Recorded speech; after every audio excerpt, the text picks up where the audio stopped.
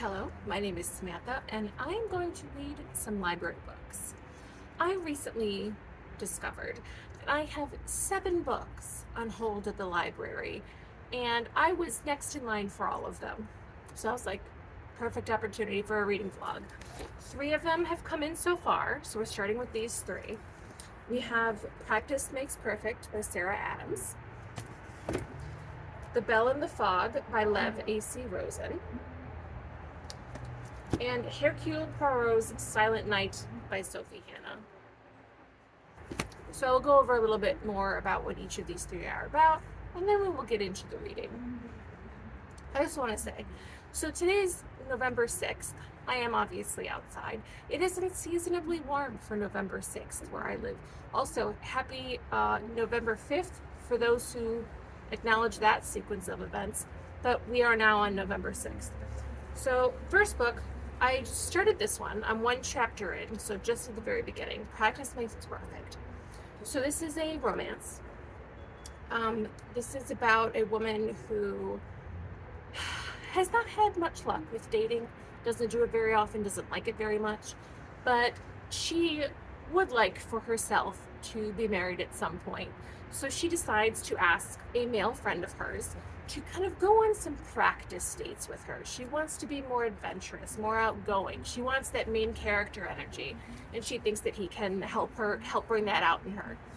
He also has a crush on her, so I'm assuming, obviously, they're gonna fall in love. Then The Bell in the Fog. This is book 2 in this series. I read book 1 earlier this year, and this is basically queer life in 1950s San Francisco.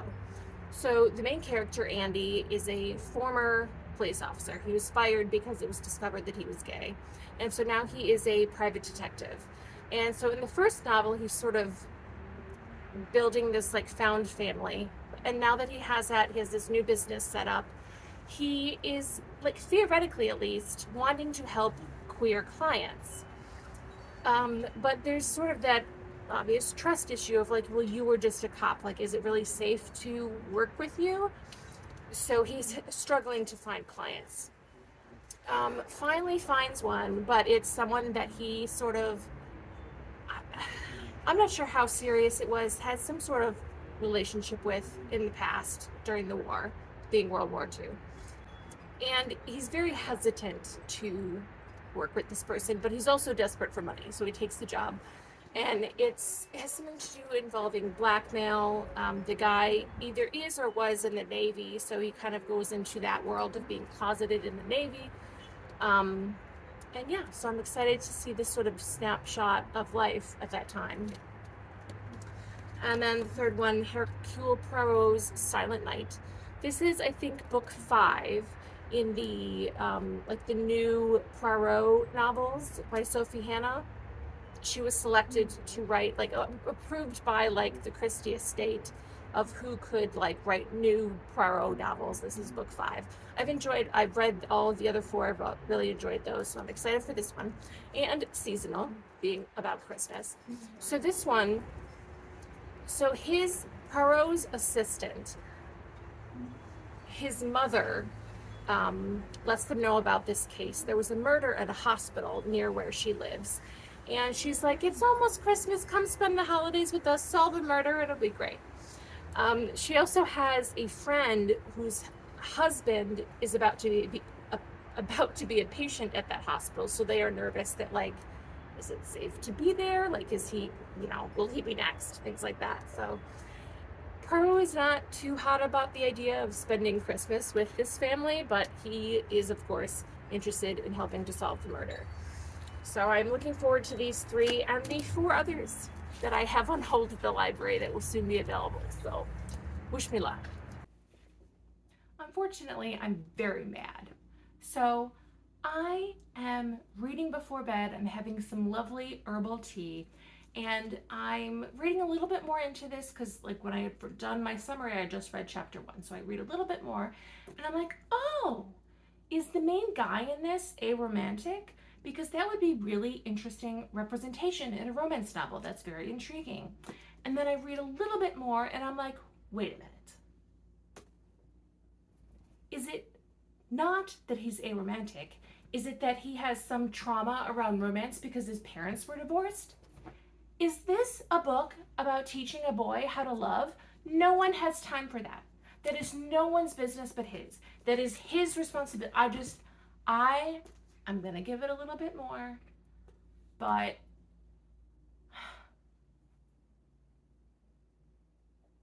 it's making me angry. And the other thing that makes me angry is that, and I'll tell you this because it happens just like in chapter 3, it's near the beginning.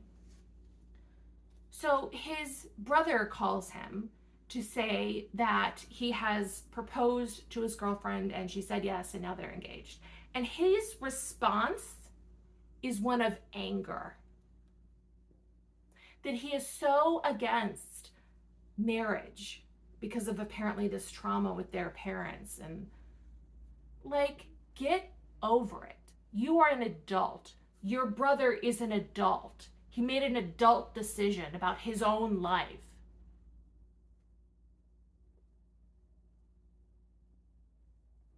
I don't know about this. And the main girl character seems so sweet and does not need any of his. She doesn't need this. Like, I don't want this for her. This is not the path that I want her romance story to take, is that she has to just be so sweet that he's just going to realize, oh, love doesn't have to be something that hurts. Like, heal that yourself. That is not her responsibility to teach you how to be a grown-ass adult man. So, yeah, I don't know about this one. Okay. Quick update to say that I am DNFing practice makes perfect. So I've only read a few more pages, but we're not moving forward with this. So basically that conversation with his brother, that phone call, like, goes on a little bit more.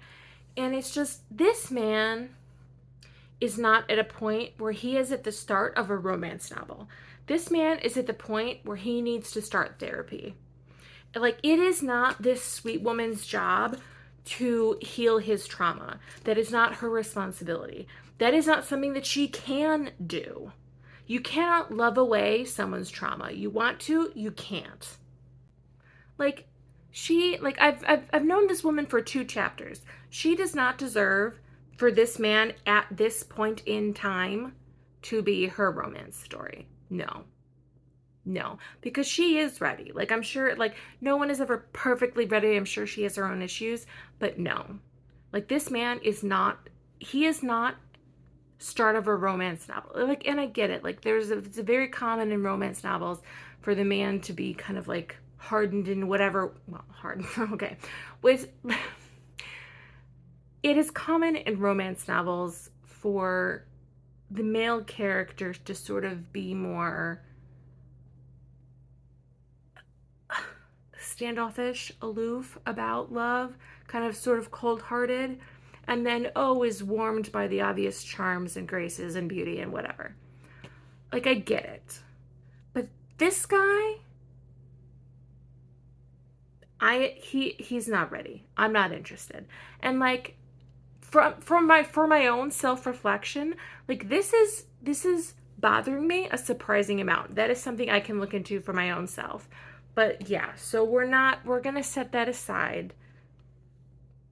1 of 7, check it off the list. Moving on. So,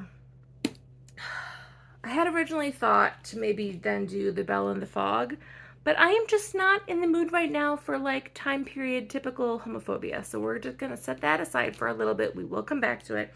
And we are gonna go with Hercule Poirot's Silent Night. Total shift. We're into this 1930s mystery. Christmas time. I can do this one. It is Friday, November 10th, and tonight I'm going to be having a cozy reading night with my mom. We're going to go over, drink tea, and read our books next to their Christmas tree. Yes, their Christmas tree is already up. So I'm going to be reading sort of in theme. I'm going to be continuing with Hercule Poirot's Silent Night by Sophie Hannah. And I'm currently about a third of the way into this. I am really enjoying it, of course, as I pretty much knew that I would. I love Agatha Christie, and I'm really enjoying Sophie Hannah's new Poirot series. They're all very good, including this one. I think the summary I gave of this one in my intro clip was pretty accurate. There are some things that were slightly like, they're not staying at the, so Catchpole is like, I said assistant. He's not really assistant. He's more of like companion, friend, person. Not technically assistant, but it's sort of like in the Agatha Christie Poirots, he's similar to Hastings.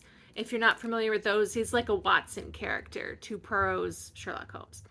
And so it's not his mother's house they're staying at, it's the mother's friend's house. And the mother's friend is the woman whose husband is about to be admitted to the hospital for the hospital where that previous murder took place, which was 3 months ago. And also, he's not like just going to be a patient there, he's basically entering hospice. And the wife is afraid that, like, she's like, you already have a limited amount of time left. Why would you use that time? Because this guy is like determined, like he wants to solve the murder that happened at this hospital. And she's like, you're poking the bear. Like, why are you going to ask questions? Like, she is very convinced, it seems, that he is going to be murdered. And Poirot is curious why she is so sure of that. So I am excited to read more of this tonight.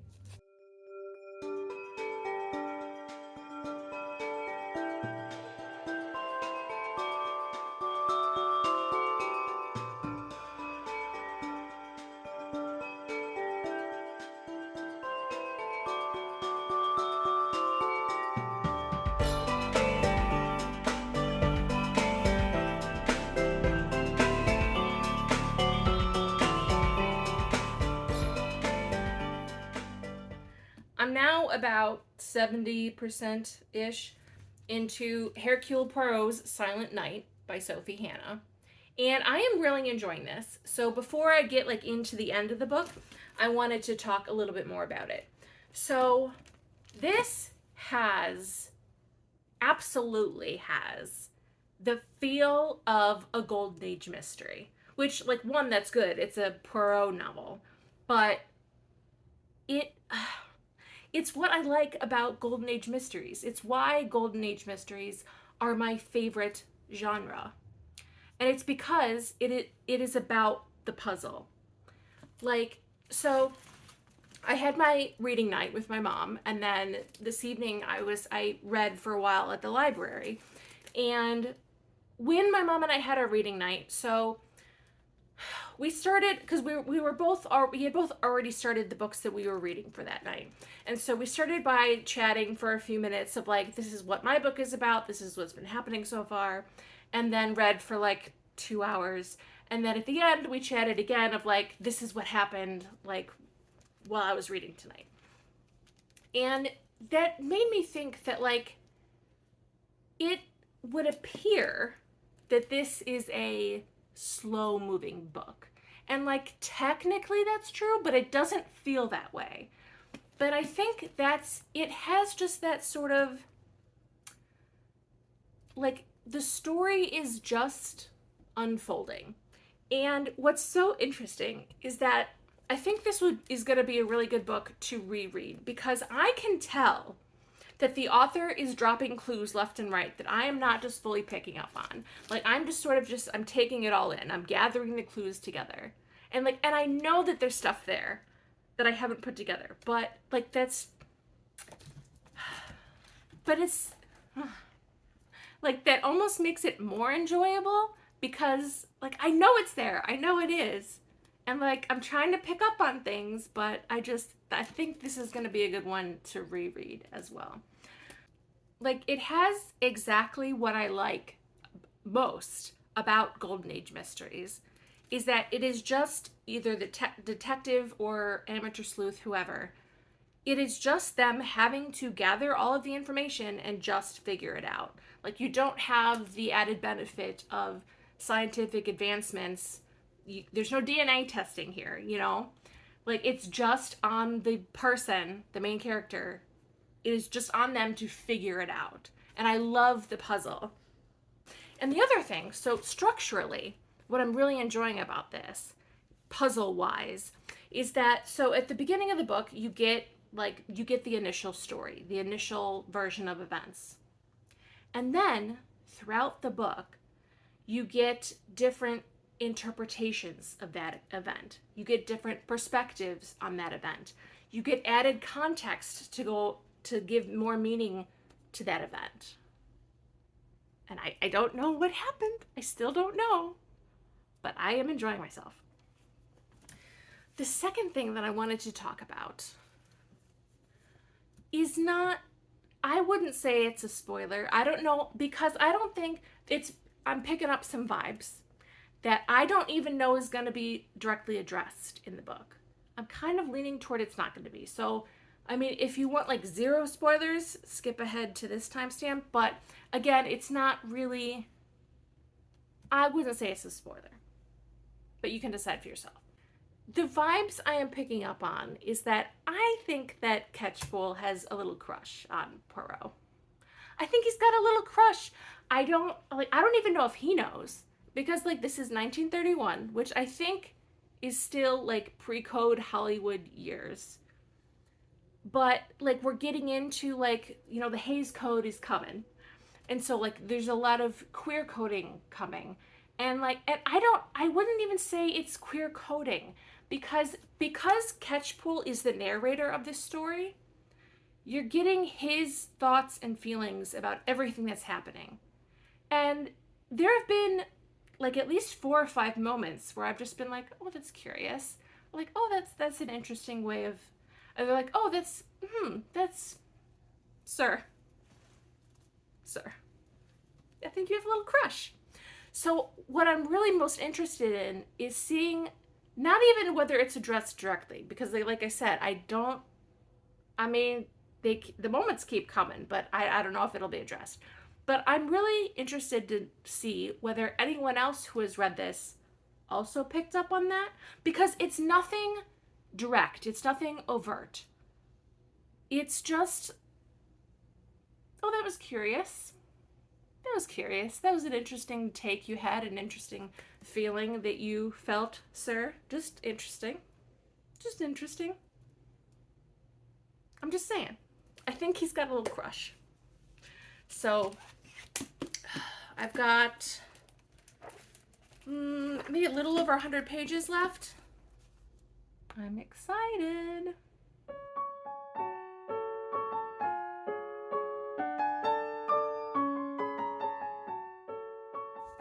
Okay, so I was just reading at the library, and so if there's like 40 pages left in the book, and we are right in the middle of Poirot doing his big like explanation reveal to the whole group all gathered together.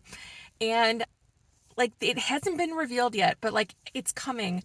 And I basically wanted to go back home and like so I can like record my reaction as it happens, because I'm just like, I'm sitting in the library and I'm like trying to piece it together. He's like, you have all the clues, you know, and it's like, I know, but I'm so excited to find out.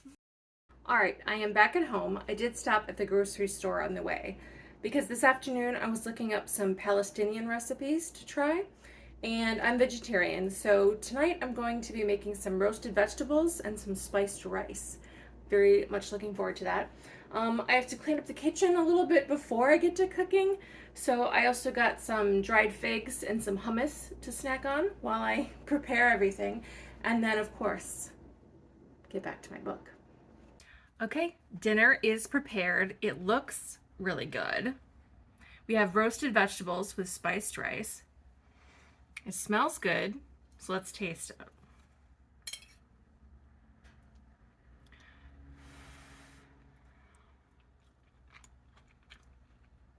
That is good. I'm so excited. And I've got my book right here, so I'm ready to dive right into the big reveal. I'm like at the point in reading where like I have to cover like the remaining page like with my bookmark, because I'm just so excited I don't want to look ahead. Oh my god, okay.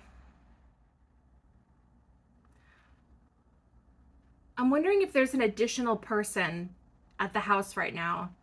I don't think so, but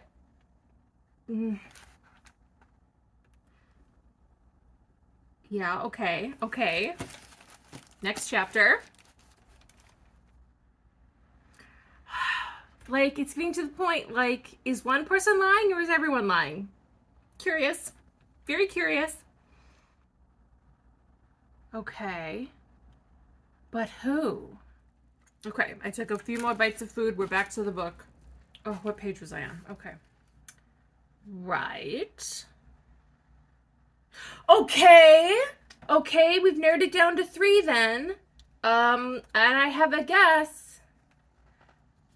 Like, is this where we're going? Wait, what?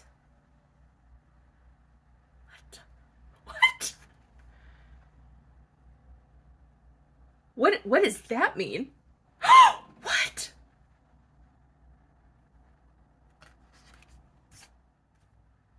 Wait a minute. The whole time? The whole time.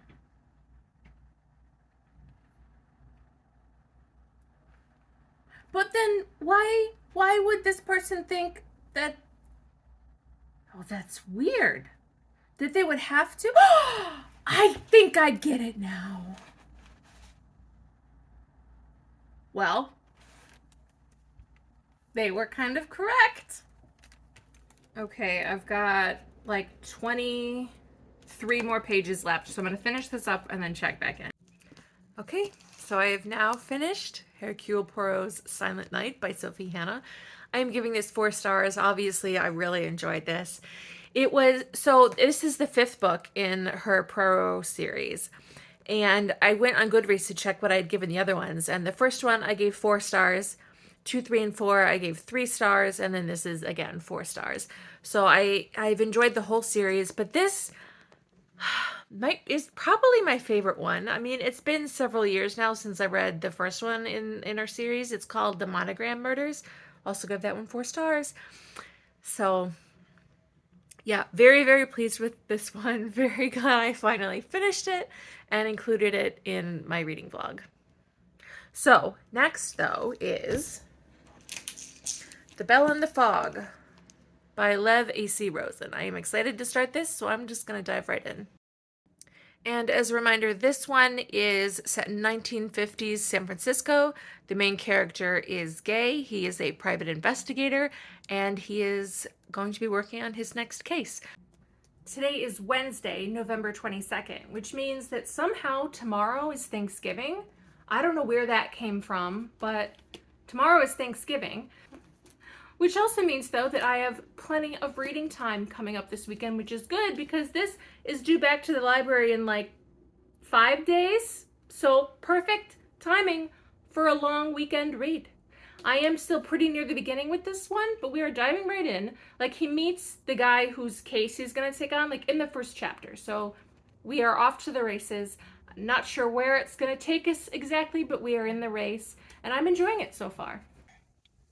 It is now Saturday, November 25th, and I've done pretty well with reading so far. I'm about halfway through The Bell in the Fog, and it is due back to the library Monday. So I was reading this morning, but unfortunately, as usual, my neighbors were being exceedingly loud, so I am back at the library to get some more reading done. And I am liking this so far, although I'll say that when thinking about like what to say to like update you on how the book is going, it seems like there's not a lot to say because it's a very focused case. Like, he has this client who is being blackmailed, and so he's basically just going around town following leads, asking people questions. And like it's expanded a little bit. Like, he is making progress, things are happening, but not it's just that's what it is at this point. And I'm wondering, like, well, what do I want to happen? Because this isn't like some adventure thriller. Like, I'm not expecting it to kind of completely change vibes, because it does. There is a certain vibe to it that I do really enjoy, but I can't quite describe what it is yet, so I'm going to think over that and I'll get back to you.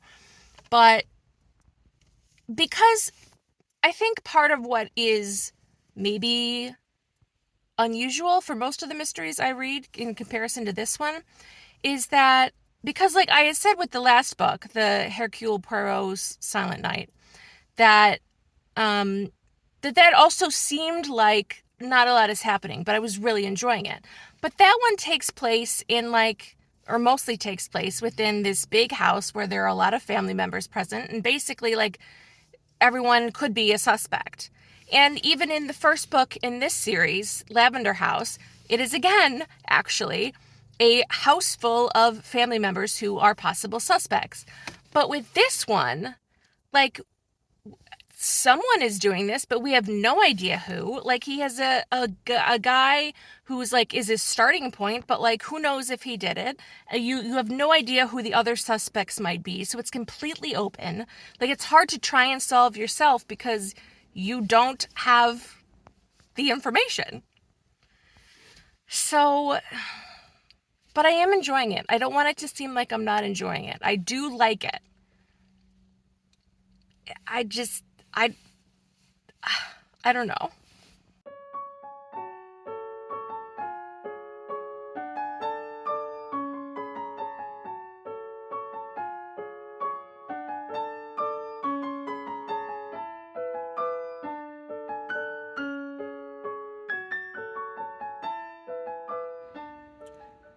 I have a theory, a pretty wild one, of how this could get much more interesting. Okay, back at home Saturday night, and so I want to put in here. So technically it would be a spoiler, but I think it is important to mention if you go into this book like I did, where you like it, but there's just not a ton there. Wait, because he appears to have solved his case halfway through the book, and you're like, well, clearly there's more going on here because we have over 100 pages left. And yeah, so it kind of does expand. And I can't say what my theory is. Obviously, that would be a spoiler. But I will say, I think that someone was not being entirely truthful. And I think that someone has misrepresented the situation, possibly. So I'm interested to see where it goes. I'm wondering, like, which side characters continue throughout the series, because most of the people in the first book are not in the second one. So I'm like, okay, so now are we establishing who we might see again? I mean, not for everyone, but like some of these people, because the author is building it is a cool world that this is in. Like, it's 1950s San Francisco. It appears to be, true to history. But it's like, you have this queer community in San Francisco, and I don't know if vibrant is the right word, because like they're all very aware of the danger that they could very soon be in. But it is still a community, and I'm just so interested to see where our main character fits himself into this world and sees himself as a part of this world and just continues to live his life and make friends and do his business. And yeah, I think that is at least a partial description of the vibe I'm talking about, that I mentioned that I like about this book. I think it is a very good description of this community in this place in this time, and I'm enjoying it. Okay, it is still Saturday night. I've been doing some more reading of The Bell in the Fog, and I am starting to wonder, so I'm like, I don't know, 70% of the way in. I'm starting to wonder if the idea I had is maybe too obvious. I mean, the main character hasn't like mentioned that idea though. So maybe it is the case and I just, good eye on that one. I spotted it quick.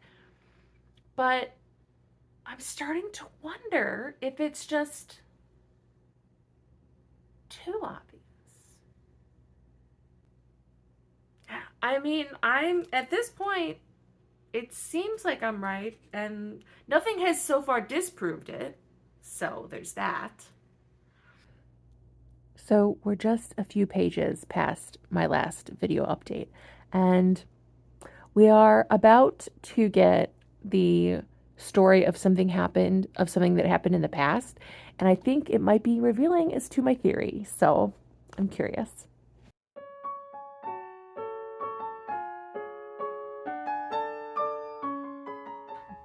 It is now Sunday afternoon, and I have got about 30 pages left of The Bell and the Fog. My theory is yet to be disproven, so I'm assuming, there's only so many pages left. I could be right.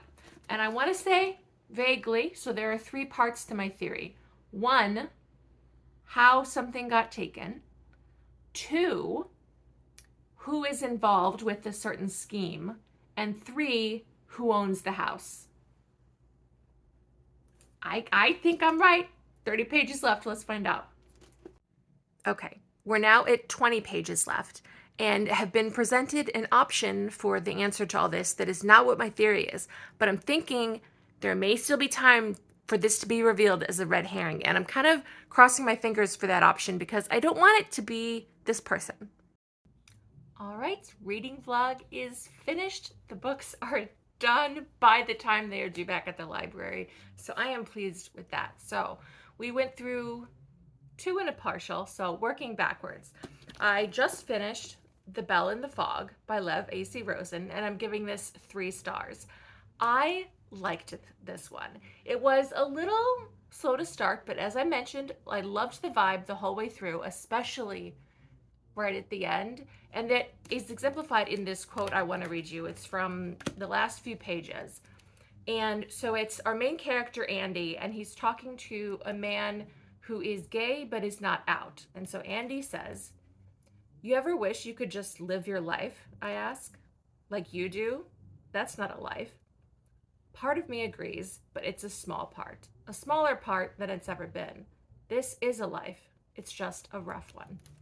And I think that summarizes the vibe I was trying to explain earlier, where like their lives are difficult and dangerous, but they are doing what they can in ways that they can with the people that they can. They have a community, and they're